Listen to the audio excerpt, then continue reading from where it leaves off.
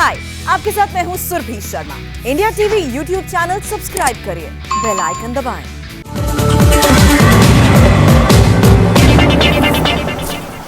नमस्कार। तो मंत्री परिषद में विस्तार के बाद अब इंतजार है पोर्टफोलियो बंटने का, महकमों के बंटने का। प्रधानमंत्री का काफिला इस बीच राष्ट्रपति भवन से रवाना हो चुका है। तस्वीरें आपके सामने हैं।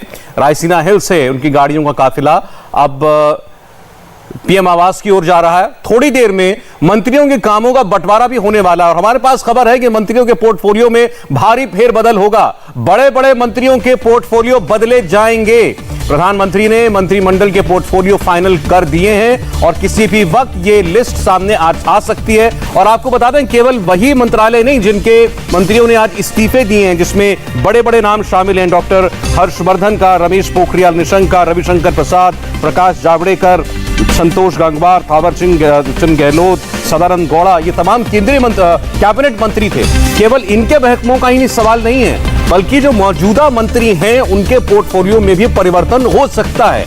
इसके भी बड़े आसार हैं और अब से थोड़ी देर में पोर्टफोलियो की जो नई लिस्ट है वो सामने आ जाएगी, जाने किस मंत्री के पास कौन सा प्रभार रहेगा। हमारे सीनियर एडिटर देवेंद्र पराशर, जिन्होंने सुबह आपको खबरों में सबसे आगे रखा, जिनकी खबरों पर एक के बाद एक मुहर लगती गई, वो हमारे साथ अब लाइव जुड़ रहे हैं। अब सवाल पोर्टफोलियो का रह गया। देवेंद्र, तो पहले ये बता दीजिए कि आज ही और थोड़ी देर में ये लिस्ट बाहर आ जाएगी?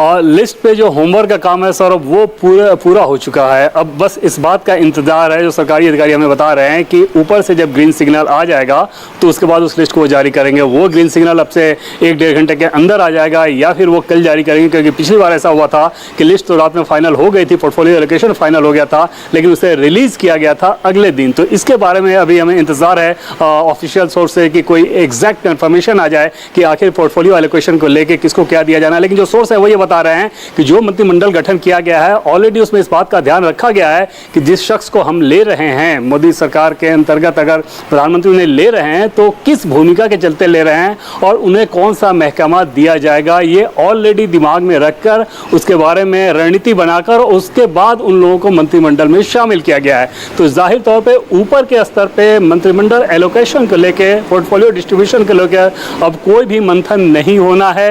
नामों के तय होने के साथ ही ये तय कर दिया गया था, जो हमारे सोर्सेज ये बता रहे हैं कि किसको कौन सा मंत्रालय दिया जाएगा और जिसको जो मंत्रालय दिया जाना है उसमें उसका अपना एक्सपर्टाइज है, जो अपना अनुभव है। जैसे अश्विनी वैष्णव का केस आपने देखा कि पहली बार वो मंत्री बने हैं और सीधे कैबिनेट मंत्री उनको बनाया गया है। जाहिर तौर पर अंदाजा लगाया जा सकता है कि जो उनका एक्सपर्टाइज है उसके हिसाब से एक महत्वपूर्ण महकमा दिया जाएगा। ज्योतिरादित्य सिंधिया की अगर आप बात कर लें तो यूपीए गवर्नमेंट में वो पावर सेक्टर में भी रहे हैं, स्टील, पावर सेक्टर, इस तरह का कोई हैवी मिनिस्ट्री जो होगा, जो महत्वपूर्ण महकमा होगा, उसमें ज्योतिरादित्य सिंधिया को जगह मिलेगी। पुरुषोत्तम रूपाला जो कि एग्रीकल्चर सेक्टर में बहुत काम करते हैं, कोऑपरेटिव का एक नया मंत्रालय बनाया गया है। क्या नरेंद्र सिंह तोमर से कृषि लेकर उनको दिया जा रहा है? मैं देवेंद्र आपको रोकूंगा। कैबिनेट मंत्री की शपथ लेने वाले किरण रिजिजू बोल रहे हैं चाहिए जब भी और जहां भी जो हमको जिम्मेदारी दिया जाएगा, वो जिम्मेदारी को हम दिल से एक तपस्या करके हम लोगों के लिए काम करते रहेंगे।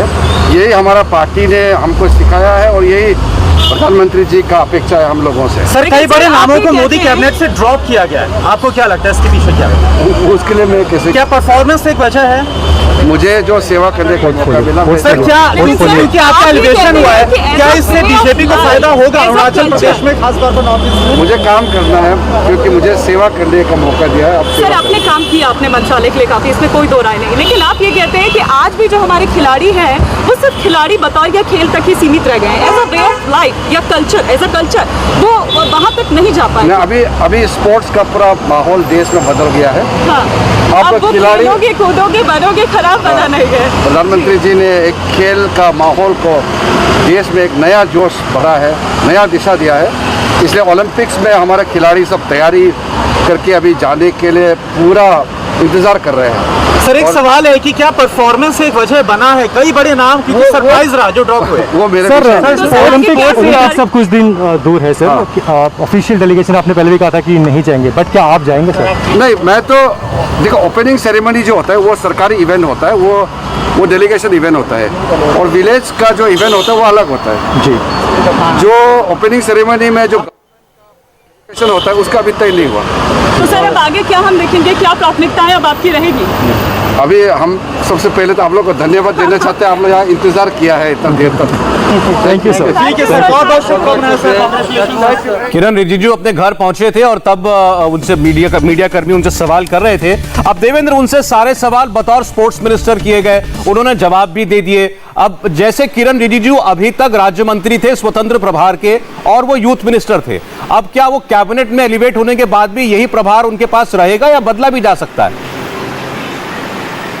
ये बिल्कुल जरूरी नहीं है सौरभ। मैं उनके इस जवाब का इंतजार कर रहा था कि अभी तक की जो भूमिका थी आप उसके बारे में सवाल कर रहे हैं। मेरी आगे की भूमिका क्या होगी ये मुझे खुद अभी नहीं मालूम है। वाकई किरण रिजिजू को अभी नहीं पता होगा कि आगे उन्हें कौन सा महकमा दिया जाएगा। जैसे मैं उदाहरण के तौर पर सौरभ आपको बताऊं कि अब से थोड़ी देर पहले कई ऐसे मंत्री जिनके पास 2 से अधिक पोर्टफोलियो हैं, वो केंद्रीय मंत्रिमंडल में हैं, वो ये जानने की कोशिश कर रहे थे कि अगर कुछ भनक हो कि हमारे पास कौन सा मंत्रालय रहेगा और हमारे पास से कौन सा मंत्रालय जा रहा है। जाहिर तौर पर जिस मंत्री के पास भी 2 से 3 पोर्टफोलियो होते हैं, एक खास इंक्लिनेशन उनका किसी एक मंत्रालय विशेष को लेकर रहता है, जिसके काम में उनकी रुचि रहती है, जिनको लगता है कि वो इसको ज़्यादा इंजॉय करते हैं, इस काम को इसमें ज़्यादा बेहतर कर रहे हैं। तो उस हिसाब से जाहिर तौर पर उनके अंदर भी उत्सुकता है। जब उन मंत्रियों के अंदर उत्सुकता है तो आप अंदाजा लगा सकते हैं कि जो नए बने हैं उनका पोर्टफोलियो को लेकर फ्यूचर कितना अभी अनसर्टेन है। मतलब इंफॉर्मेशन के लिहाज से कि उनको नहीं पता कि उन्हें कौन सा महकमा दिया जाएगा।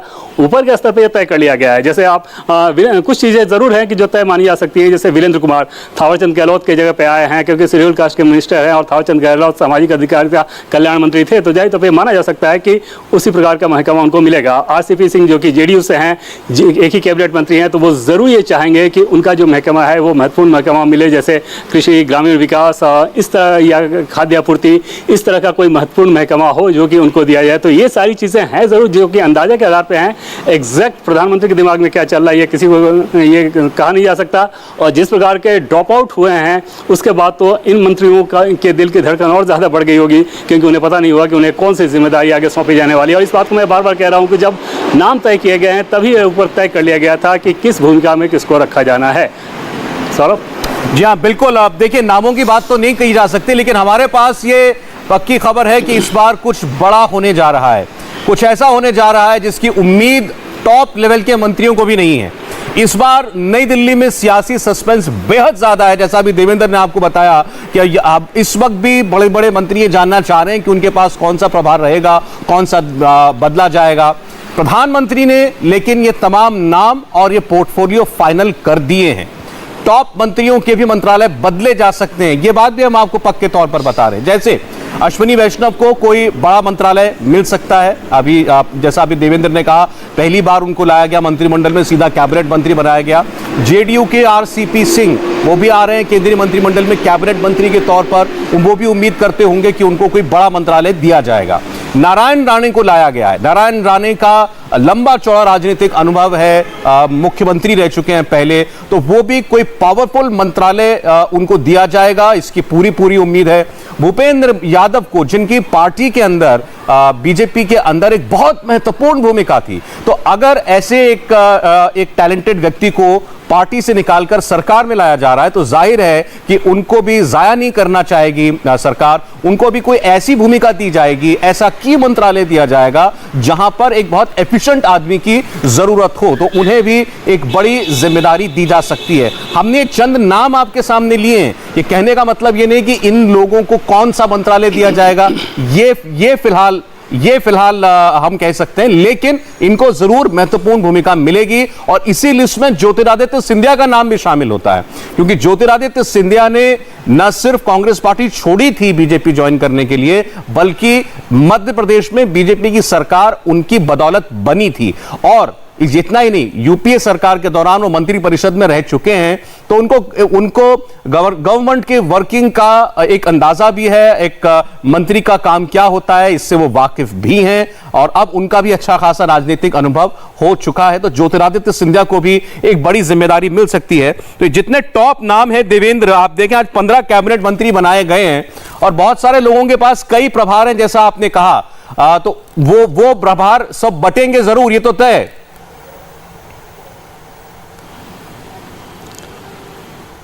देवेंद्र शायद फोन सुन रहे थे अपना। जी देवेंद्र, मैं कह रहा था कि इसका भी जिक्र आप खुद कर रहे थे कि बहुत सारे कैबिनेट मंत्री हैं या बहुत सारे एमओएस इंडिपेंडेंट चार्ज हैं जिनके पास एक से ज्यादा महत्वों की जिम्मेदारी है। तो उनकी जिम्मेदारियां कम की जा सकती हैं। 15 कैबिनेट मंत्री अगर बनाए हैं तो वो विभाग उनके बीच में ही बांटे जाएंगे। जी हाँ, निश्चित तौर पर सौरभ, और कम से कम 9 मंत्री ऐसे हैं जिनके पास 2 या उनसे अधिक मंत्रालय हैं। पहले की लिस्ट की अगर बात कर लें, पहले की मौजूदगी की बात कर लें, उसमें से कुछ मंत्री तो अब ड्रॉप हो चुके हैं। तो ऐसे में जाहिर तौर पर महकमे और मंत्रालय की कमी नहीं है। और जिस फ़ोन की सौरभ आप बात कर रहे थे, अभी भी किसी मंत्री के OSD ही पूछ रहे थे कि कोई आइडिया है कि उनके मंत्री का कौन सा महकमा जा रहा है उनके पास से। तो अभी उनको मैंने ये बताया कि अभी लिस्ट आई नहीं है, बस उसका इंतजार किया जा रहा है। तो इससे आप अंदाज़ा लगा सकते हैं कि कितनी उत्सुकता है केंद्रीय मंत्रियों के अंदर कि आखिर उन्हें कौन सा पोर्टफोलियो उनके पास रहना है, कौन सा उसके पास से जाना है। और जैसे उसमें एक्सपर्टाइज का बहुत ध्यान रखा जाएगा। जैसे भूपेंद्र यादव की जब हम लोग बात कर रहे हैं तो एक बहुत बड़ी भूमिका रहेगी उनके अपने अनुभव की, और उस लिहाज से अगले कानून मंत्री के तौर पर आप देख सकते हैं भूपेंद्र यादव को, क्योंकि ख़ास तौर पे अगर कानून मंत्रालय की जिम्मेदारी उस व्यक्ति को दी जाती है जिसके पास लॉ का अनुभव हो, और उस लिहाज से भूपेंद्र यादव भी एक प्रमुख नाम है। हालांकि लॉ जानने वाले अभी कैबिनेट मंत्री में पहले की भी बात कर लें तो उसमें और भी लोग हैं, लेकिन इन आज के जो लोग जिन लोगों ने शपथ लिया है उसमें भूपेंद्र यादव प्रमुख नाम होंगे अगर लॉ मिनिस्ट्री इन नए लोगों में दिया जाता है तो। सौरभ, अब मैं जो 4 खास तौर पर मंत्रियों का आज इस्तीफा हुआ, रविशंकर प्रसाद वो कानून मंत्रालय भी देख रहे थे और IT भी देख रहे थे, प्रकाश जावड़ेकर आयन भी देख रहे थे, इनके अलावा शिक्षा मंत्री का इस्तीफा हुआ, स्वास्थ्य मंत्री का इस्तीफा हुआ। अब अगर आप CCS के बाद देखें तो ये बड़े महत्वपूर्ण मंत्रालय हो जाते हैं। मैं अगर स्वास्थ्य मंत्री की बात करूं, आज बहुत सारे डॉक्टर्स को शपथ दिलाई गई है, हालांकि उनमें ज्यादातर राज्य मंत्री थे। तो ये सारे विभाग जो हैं बीजेपी अपने पास ही रखेगी या इनमें से कुछ सहयोगियों को भी दिए जा सकते हैं? नहीं, कुछ तो सहयोगियों को देने होंगे। और एक महत्वपूर्ण महकमा, जैसा कि पहले मैंने आपको बताया कि JDU के RCP सिंह को निश्चित तौर पे वो महत्वपूर्ण महकमा मिलना है, और JDU की कोशिश ये रहेगी कि उनको रेलवे या कृषि मंत्रालय जैसा मंत्रालय दिया जाए। ये दिया जाए कि नहीं, इस बात में बहुत ज़्यादा संदेह रहेगा। लेकिन इतना ज़रूर है कि ऐसे महकमों में जिनमें स्वास्थ्य भी आता है, कोई एक हाई प्रोफाइल मिनिस्ट्री JDU के खाते में भी जाएगी। RCP जिसकी कमान संभालेंगे, और पशुपति पारस को वैसा हाई प्रोफाइल मिनिस्ट्री नहीं दिया जाएगा। संभव है कि फूड सप्लाई मिनिस्ट्री जैसे उनको दिया जाए, या फिर कोई और इस तरह का मिनिस्ट्री उनको दिया जाए। लेकिन निश्चित तौर पे क्योंकि कैबिनेट मंत्री हैं तो उन्हें भी एक महत्वपूर्ण महकमा दिया जाएगा। पशुपति पारस के परफॉर्मेंस को लेकर जाहिर तौर पर कहा जा सकता है कि उसमें पॉलिटिकल मैसेजिंग ज़्यादा है, इसलिए उनका जो प्रोफाइल होगा मंत्रालय के लिहाज से वैसा नहीं होगा जैसा RCP सिंह का होगा। अब आपने जैसे अश्वनी वैष्णव का नाम लिया आपने, अच्छा, ये RCP सिंह का भी अभी जिक्र हो रहा था और उन्हीं को मीडिया कर्मियों ने इस वक्त घेर रखा है। देखते हैं वो रिएक्शन देते हैं या नहीं देते हैं। अपना दिन से आप लोग एक बार भी नहीं, इस वक्त हमारे साथ कैबिनेट की शपथ लेकर आराम से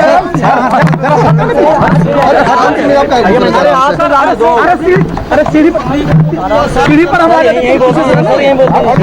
अरे सीढ़ी अरे अपनी बात में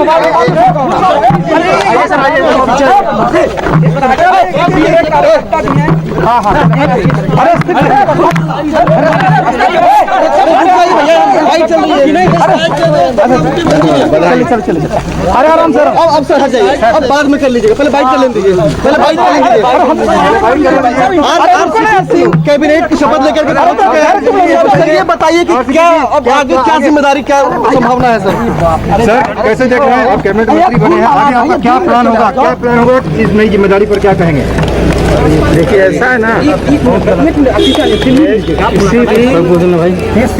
नेता के लिए बड़े ही और गौरव का विषय होता है।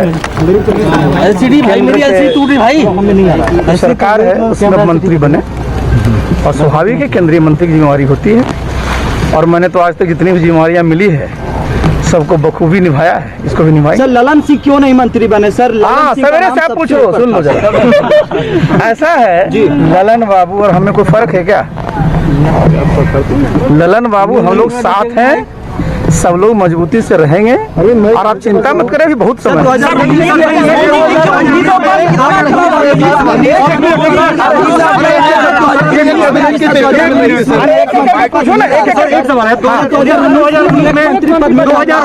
सांकेतिक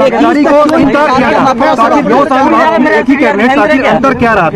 सुनिए अच्छा सुन लीजिए, अरे पहले सुन तो लो यार। जी जी, आपका सवाल आ गया, जवाब देना। जी जी, देखिए, आपका कहना ये है कि 2019 में आप क्यों नहीं आए, आप 2021 में कहे आ रहे हैं। देखिए, एक बात को मैं बड़ा स्पष्ट कर दूं, बिहार में भी एनडीए की सरकार है, आप जानते हैं 4 दलों की सरकार है हमारी, नीचे कर लो भाई।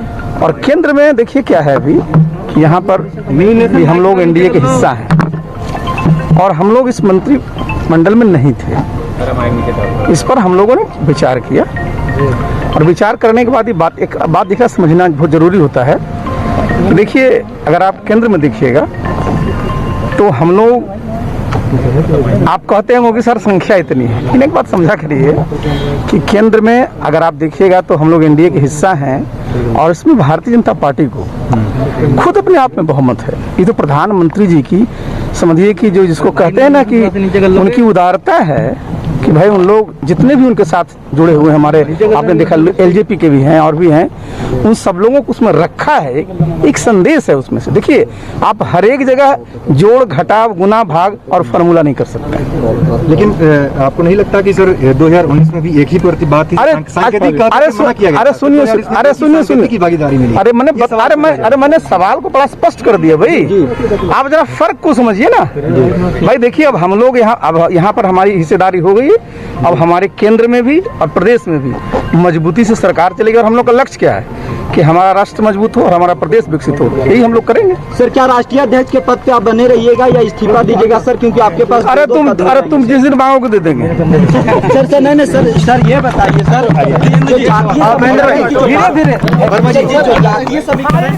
आरसीपी सिंह जो कि फिलहाल अब तो केंद्रीय मंत्री हैं, इसके अलावा वो जेडीयू के राष्ट्रीय अध्यक्ष भी हैं, उनसे बड़े लोडेड सवाल हुए लेकिन सबका जवाब उन्होंने दिया। और सबसे खतरनाक सवाल तो उनसे किया गया कि आप मंत्री बन गए लेकिन ललन सिंह क्यों नहीं बने, तो उन्होंने कहा कि मुझ में और ललन सिंह में कोई फर्क है क्या। और फिर उन्होंने यह भी कहा कि अभी बहुत वक्त बाकी है। देवेंद्र, क्या मायने निकालें इस बयान के? निश्चित तौर पे जेडीयू जो बार्गेन करने की कोशिश कर रही थी बीजेपी के साथ, उसमें वैसी सफलता नहीं मिली। हालांकि कल रात में ये बताया गया था कि जेडीयू सोर्सेस के द्वारा ही बताया गया था कि जो चीज़ वो लोग चाह रहे थे एक हद तक मिलता हुआ नजर आ रहा है, लेकिन आज फिर दिन में कुछ डेवलपमेंट हुआ और उसके बाद वो चीज़ नहीं मिली। जाहिर तौर पर उस एश्योरेंस को इशारा कर रहे थे जिसमें बीजेपी की तरफ से दिया गया कि आगे उनकी जो डिमांड है वो आगे भविष्य में देखा जाएगा, अभी वो संभव नहीं है। और ललन सिंह और आरसीपी सिंह की बात करें तो निश्चित तौर पर एक जबरदस्त कश्मकश रही है जेडीयू के भीतर। आरसीपी सिंह जो कि नीतीश कुमार जब रेल मंत्री थे तो इनके ये पीएस हुआ करते थे, आईएएस ऑफिसर ये रहे हैं और उसके बाद उसमें इक्वेशन बहुत अच्छा बना, बाद में नौकरी छोड़ी उन्होंने वहाँ पे। थोड़ा दूर हो जाए।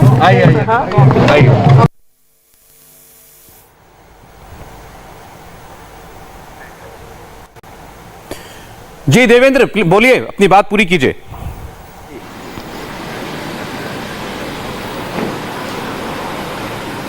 जी,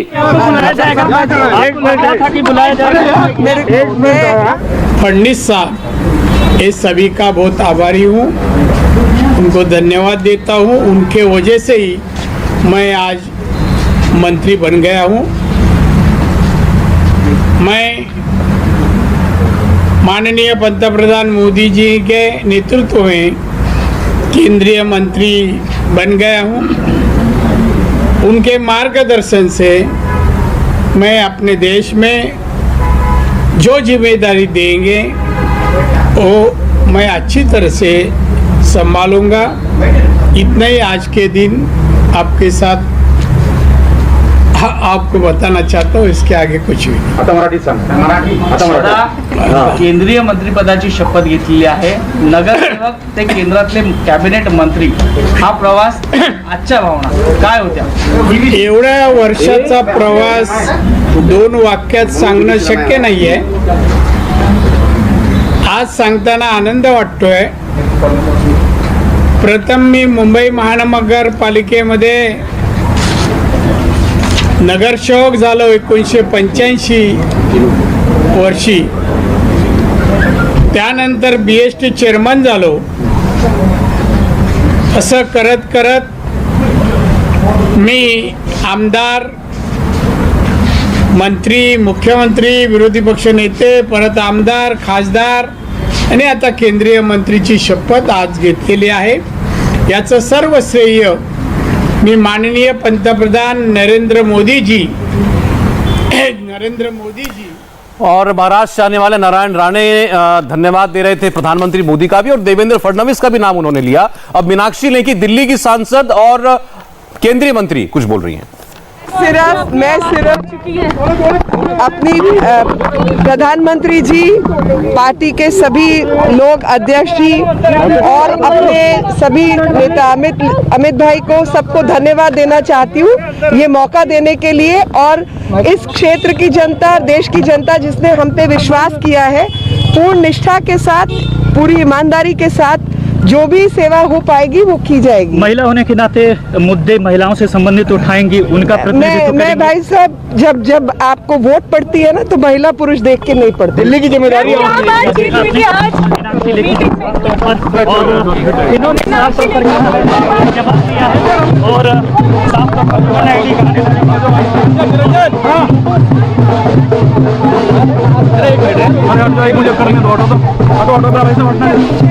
आपने नारायण राणे का रिएक्शन देखा, मीनाक्षी लेखी ने भी रिस्पॉन्ड किया, और मीनाक्षी लेखी ने सही बात कही कि जब एक बार वो मंत्री चुनी गई हैं, उससे पहले लोकसभा सांसद चुनी गई, तो उन्हें हर वर्ग के लिए काम करना है और उन लोगों के लिए भी काम करना है जिन्होंने शायद उनको वोट ना भी दिया हो। लेकिन नारायण राणे का खासतौर पर देवेंद्र फडणवीस का नाम लेना, देवेंद्र, इसे कैसे देखेंगे? और यह पूरे तरीके से नारायण राणे का बीजेपी में आना यह देवेंद्र फडणवीस का ही ऑपरेशन था, और ये उनकी कोशिश थी जिसके चलते नारायण राणे को इतना महत्व मिला। और इसके पीछे वजह ये थी कि देवेंद्र फडणवीस ये देख रहे थे कि आगे अगर हमको शिवसेना को काउंटर करना है तो हमको एक ऐसा चेहरा चाहिए जो कि मराठा हो, जो कि कोंकण क्षेत्र का हो, जो कि शिवसेना के आंख में आंख मिलाकर बोल सकता हो, शिवसेना की परेशानी में डाल सकता हो, शिवसेना के अंदर की सारी बातें जानता हो, उनकी रणनीति जानता हो। तो ये सारी खूबियां नारायण राणे में थी। इसके चलते देवेंद्र फडणवीस ने बीजेपी के आला नेतृत्व से बात करके नारायण राणे के लिए एक पूरा रास्ता तैयार किया था। जब वो बीजेपी में आए या फिर उसके बाद उनको राज्यसभा भेजा गया या फिर अब मंत्री बनाया गया था। अभी कुछ दिन पहले देवेंद्र फडणवीस आए थे और हमारे सोर्सेज ये बता रहे हैं कि तब भी वो अपनी तरफ से ये राय देकर गए थे कि कौन कौन से मंत्री बनाए जाने चाहिए। उसमें प्रमुख नाम नारायण राणे का था, और इस पर भी सर्व हैरानी नहीं होगी। और नारायण राणे को हेवी मिनिस्ट्री जैसा पोर्टफोलियो अगर एलोकेट किया जाता है, भारी मंत्रालय, तो बहुत ज़्यादा हैरानी की बात नहीं होगी। लेकिन निश्चित तौर पर नारायण राणे बीजेपी के लिए एक पॉलिटिकली बहुत एडवांटेजियस पोजीशन में थे। हालांकि शिवसेना के साथ अगर बात बन गई होती तो निश्चित तौर पर एक बड़ा सवाल खड़ा रहता था कि क्या तब नारायण राणे को मंत्रिमंडल में जगह दी जाएगी, क्योंकि शिवसेना और उद्धव ठाकरे की बात करें तो उनका पर्सनल इशूज है नारायण राणे के साथ, ऐसा बताया जाता है। तो उस कंडीशन में निश्चित तौर पे अगर शिवसेना बीजेपी साथ आ गए होते, जिसकी चर्चाएं चल रही थी, जिसकी बातचीत भी चल रही थी, लेकिन क्योंकि वो बातचीत किसी नतीजे पर नहीं पहुंची, तो ऐसी स्थिति में नारायण राणे का कद इस तरह से बढ़ाया गया है। और अब आगे आने वाले दिनों में, अगले साल बीएमसी में चुनाव होना है, वहां पर मराठा भूमिका बहुत ज्यादा अहम रहेगी। मराठा रिजर्वेशन को लेकर महाराष्ट्र में बहुत पॉलिटिक्स चल रहा है। नारायण राणे दोबारा कुछ और कह रहे हैं देवेंद्र, जरा वो फिर सुना दें। 16(4) आणि 15(4) जरा वाचावं, प्रकाश पडला तर पहा। राणे साहेब, तुम्हाला केंद्रात संधी महाराष्ट्र में वो पूरी तरह से जिम्मेदार है। राज्य सरकार तेच म्हणतं की केंद्राची जबाबदारी आहे। काय समजत नाही ना, नियम माहित नाही, घटना माहित नाही म्हणून बोलतायत। जरा वाचा म्हणा, भारतीय घटना कलम 16(4) आणि 15(4) जरा वाचावं, प्रकाश पडला तर पहा। राणे साहेब, तुम्हाला केंद्रात संधी मिळाली आहे, पण राज्यात भाजप अजूनही विरोधी पक्षात आहे। तुमच्या काळात राज्यात भाजप सत्तेत आलेला आपल्याला पाहायला मिळेल। तुम्ही सगळ्याच गोष्टी आज कशाला विचारता? पाहूया ना, बातम्या पण एकदमच दिला तर प्राधान्य मिळणार नाही। त्यामुळे आज मंत्रिमंडळाची शपथ घेतली, याला प्राधान्य द्या ना। दिल्लीच्या राजकीय वर्तुळात मंत्री बनाए गए, पहले गृह राज्य मंत्री थे, वो कुछ कह रहे हैं।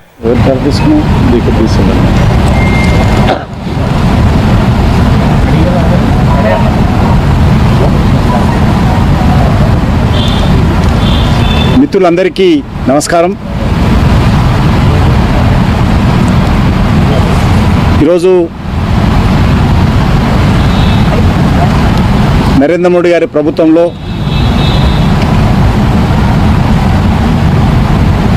క్యాబినెట్ మంత్రిగా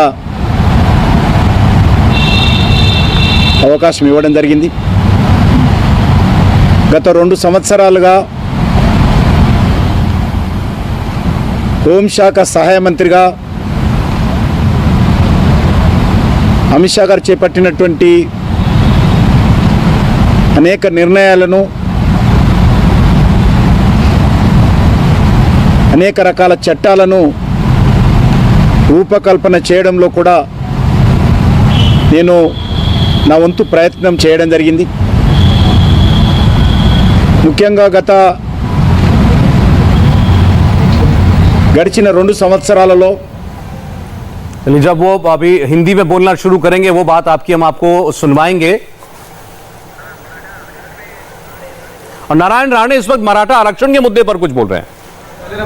है उनका, उन्होंने जो प्रस्ताव जिस तरह से भेजना चाहिए था और बैकवर्ड आयोग इनके पास पहला प्रस्ताव भेज के उनका ओपिनियन लेना चाहिए था, वो नहीं लेने के वजह से सुप्रीम कोर्ट ने इसलिए तो रद्द किया है, इनकी बेपरवाही से राज्य सरकार की। तो आपको लगता है कि केंद्र सरकार अब इसमें किस तरह से आगे बढ़ सकती है इस मामले में? नहीं, आज नहीं कहूँगा। राणे साहब एक सवाल ये है, राणे साहब एक सवाल ये है कि जो बीजेपी के साथ लंबे अरसे तक जुड़े थे, आज उनको रास्ता दिखा दिया गया कैबिनेट से बाहर, और आपको बीजेपी ज्वाइन किए 2 से 2.5 साल ही हुए हैं, और उसके बाद आपने आज कैबिनेट मंत्री की शपथ ली है। ऐसा क्या हुआ है कि बीजेपी से वो राजनीति आज नहीं कहूँगा। जय हिंद, जय master, thank you. Narayan Rane हर मुद्दे पर इस वक्त महाराष्ट्र की सरकार, उद्धव सरकार को लेकर घेरने की कोशिश कर रहे हैं, और उन्होंने ये भी कहा कि अगर मराठा आरक्षण का मामला जो है सुप्रीम कोर्ट से रिजेक्ट हुआ तो ये भी राज्य सरकार की गलती की वजह, तो जाहिर है उनका ये रोल रहेगा। अब वो केंद्र में आए हैं लेकिन महाराष्ट्र की सरकार को वो लगातार घेरते रहेंगे। देवेंद्र फडणवीस का उन्होंने खासतौर पर शुक्रिया क्यों किया, बल्कि ये कहा कि उनकी वजह से मैं मंत्री बना हूं, तो उसकी वजह हमारे दूसरे देवेंद्र ने आपको बताई, देवेंद्र पराशर ने, कि दरअसल नारायण राणे को दिल्ली के केंद्रीय मंत्रिपरिषद में जगह दिलाने में, उनको सेंट्रल पॉलिटिक्स में लाने में देवेंद्र फडणवीस की एक बहुत अहम भूमिका थी।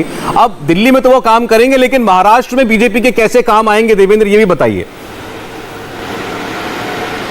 और निश्चित तौर पे बहुत ज़्यादा काम आएंगे, और मुख्यतः महाराष्ट्र में ही काम आएंगे। अगर हम पॉलिटिकल बात कर रहे हैं तो सरकार के मंत्री के तौर पे वो पूरे देश के लिए काम करेंगे। इस सरकार के मंत्री के तौर पे जो पॉलिटिकल एडवांटेज लेना है इस बड़े हुए कद के साथ, उसका असर महाराष्ट्र में दिखेगा। अगले साल वहाँ BMC का इलेक्शन होना है, और महाराष्ट्र रिजर्वेशन का मसला एक बार फिर से बहुत ज़्यादा जोर पकड़ने लगा है। तो उस मसले के लेकर एक तो वो बहुत आक्रामक रहेंगे, क्योंकि वो मराठा आरक्षण की सिफारिश करने वाली समिति के अध्यक्ष भी थे।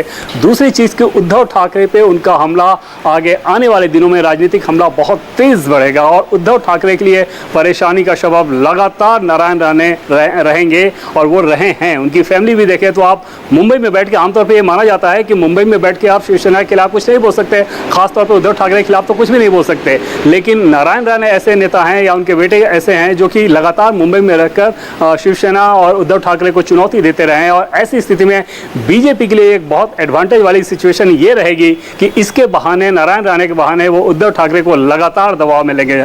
शिवसेना जो पॉलिटिक्स करती है संजय राउत या शिवसेना मुखपत्र के मार्फत, सामना के मार्फत, उससे कई गुना ज्यादा असर अब इधर से दिखेगा जब नारायण राणे पॉलिटिकल हमला करेंगे। सौरभ, देवेंद्र आप बने रहिए हमारे साथ, क्योंकि सारी जानकारियां आप तक आ रही हैं सबसे पहले, और आपके जरिए हमारे व्यूअर्स तक पहुंच रही हैं, और अभी पोर्टफोलियो बंटने का इंतजार हो रहा है, वो लिस्ट जारी होने का इंतजार हो रहा है।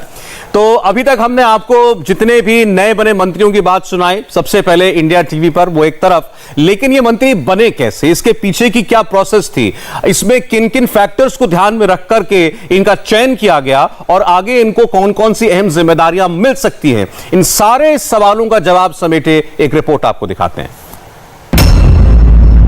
अब की बार मोदी ने कैबिनेट रीशफल नहीं, पूरा का पूरा मेकओवर कर दिया है।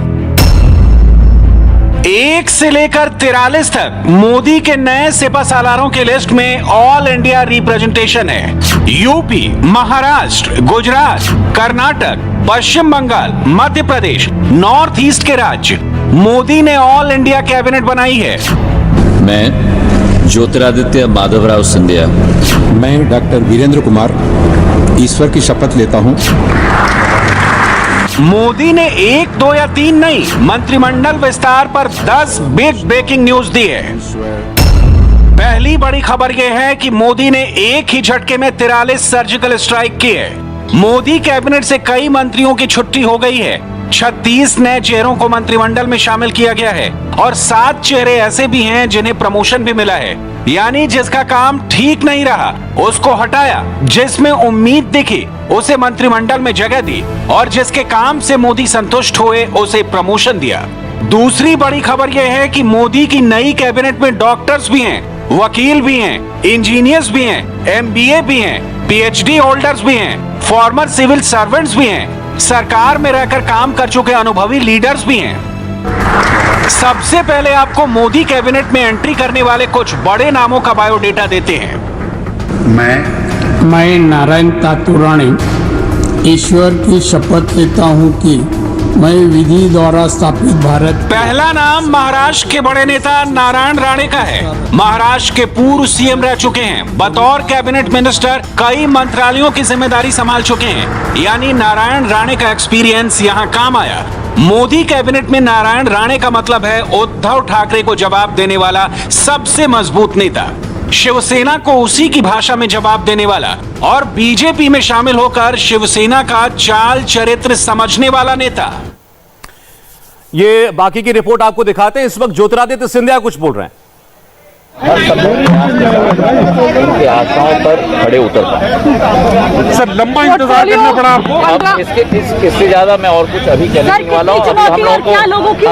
हम लोगों को बहुत मौके मिलेंगे चर्चा करने के लिए। मैं इतना ही आज कहना चाहता हूँ। देखिए, आप मुझे जानती हो कि 20 साल से कि जो भी जिम्मेदारी दी जाती है एक कार्यकर्ता के रूप में मैं जरूर कार्य करूंगा और हर संभव प्रयास मैं जरूर करूंगा।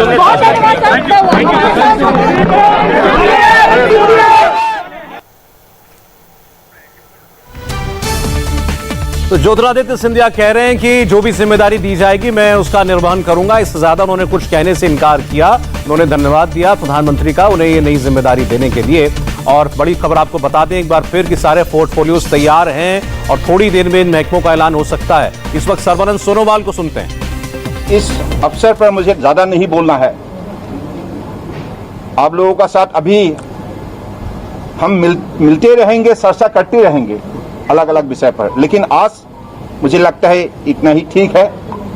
और आपसे भी हमारा एक निवेदन है, आप भी हमें भविष्य में जरूर सहयोग कीजिए।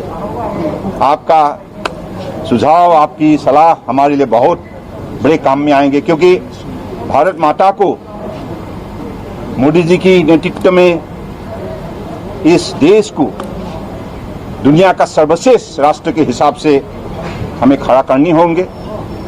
तो इसलिए मुझे लगता है कि हम सबको मिलकर अगले दिनों में हमको काम करना होगा। तो इसी विश्वास से मैं सबको फिर से दोबारा धन्यवाद देता हूँ।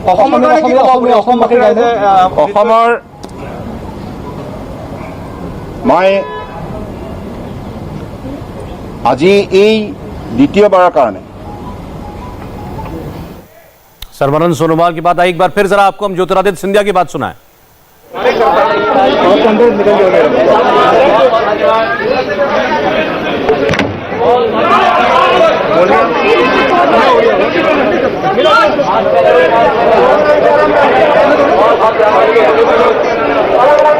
राजीव, अच्छा ठीक है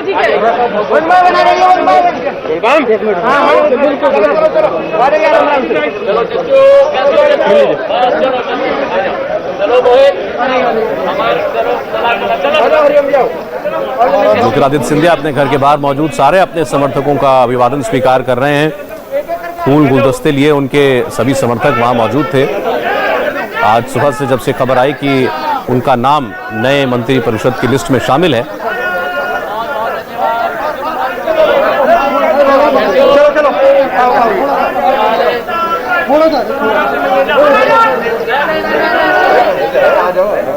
ज्योतिरादित्य सिंधिया केंद्रीय मंत्री तो हैं ही, कैबिनेट मंत्री बन चुके हैं। अब इसके अलावा वो ग्वालियर राजघराने के महाराज भी हैं। तो और उनके बहुत से उनके फॉलोअर्स जो हैं दूर से, ग्वालियर से और वहाँ आसपास के इलाकों से भी चल करके दिल्ली पहुंचे हैं। इसलिए आप देखोगे ज़्यादातर लोग उनके पैर छू रहे हैं और झुककर प्रणाम कर रहे हैं। ये दरअसल ये उस परंपरा का हिस्सा है जो कि उस राजघराने से जुड़ी हुई है, जिसके वंशज हैं या जिसके महाराज हैं इस वक्त ज्योतिरादित्य सिंधिया,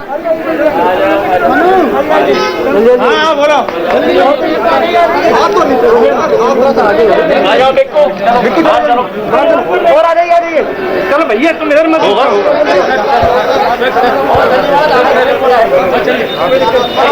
इसके बाद अब लगता है कि मीडिया को धन्यवाद देकर वो अपने घर के अंदर दाखिल हो गए हैं ज्योतिरादित्य सिंधिया। अब इंतजार यही है सबको कि उन्हें भी क्या महकमा मिलेगा। जाहिर है कोई महत्वपूर्ण मंत्रालय उनके जिम्मे किया जाएगा, बड़ी जिम्मेदारी उनको दी जाएगी और आप सबकी तरह हम भी इंतजार कर रहे हैं कि आप तक सबसे पहले हम वो पोर्टफोलियो की लिस्ट पहुंचा पाएं। इतनी बात तय है, ये पक्की खबर है कि लिस्ट पूरी तरीके से तैयार है, केवल इंतजार है कि वो कब जारी होती है। जैसा भी देवेंद्र पराशर आपको बता रहे थे कि पिछली बार भी लिस्ट तैयार होने के बावजूद उसे अगले दिन जारी किया गया था, लेकिन ऐसी कोई बंदिश नहीं है। अभी भी पोर्टफोलियोज अनाउंस हो सकते हैं, कभी भी अनाउंस हो सकते हैं। और ज्यादातर आपने देखा कि कोई मंत्री बहुत खुलकर अगर नहीं बोल रहा है तो उसके पीछे वजह भी यही है।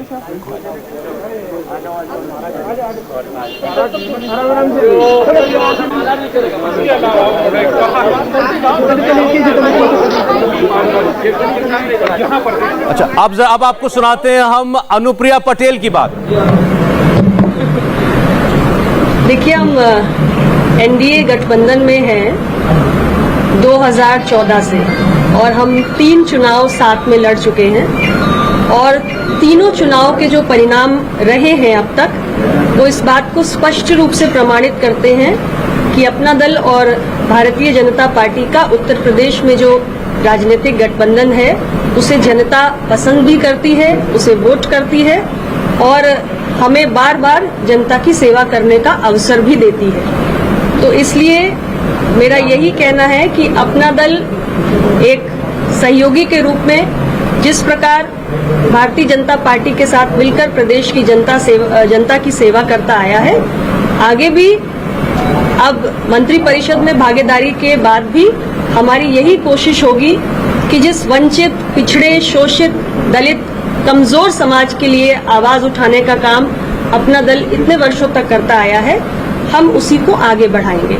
सामाजिक न्याय की चिंतन धारा को हमारी पार्टी सड़क से लेकर संसद तक आगे बढ़ाने का काम करती आई है और अब और भी ज्यादा मजबूती से हम इसके प्रति संकल्पबद्ध रहेंगे। मैडम आप केंद्र में भी मंत्री हैं, उत्तर प्रदेश में भी चुनाव है, तो दोहरी जिम्मेवारी को आप किस प्रकार से क्या चुनौती मानते हैं दोहरी जिम्मेवारी को? देखिए, आने वाला चुनाव हमारे लिए महत्वपूर्ण है और उत्तर प्रदेश सरकार में हमारी पार्टी से मंत्री हैं, मेरे साथ यहाँ उपस्थित हैं। माननीय प्रदेश अध्यक्ष हमारे विधायक डॉक्टर जमुना प्रसाद जी यहाँ पर उपस्थित हैं और एक अच्छे सहयोगी के रूप में चाहे हमारा पार्लियामेंट का चुनाव हो या उत्तर प्रदेश की विधानसभा का चुनाव हो, मैंने पहले भी कहा कि हमारा गठबंधन प्रदेश की जनता को बहुत भाया है। अनुप्रिया पटेल को आपने सुना, राज्य मंत्री बनी है आज के कैबिनेट विस्तार में, वो मंत्रिमंडल विस्तार में। एक छोटे से ब्रेक का वक्त है और फिर बता दें आपको कभी भी मंत्रिमंडल के पोर्टफोलियोज की लिस्ट जो है वो जारी हो सकती है। देवेंद्र पराशर इस खबर पर लगातार हमारे साथ बने हैं, लौटेंगे उनसे बात करेंगे। फिलहाल एक छोटा सा ब्रेक।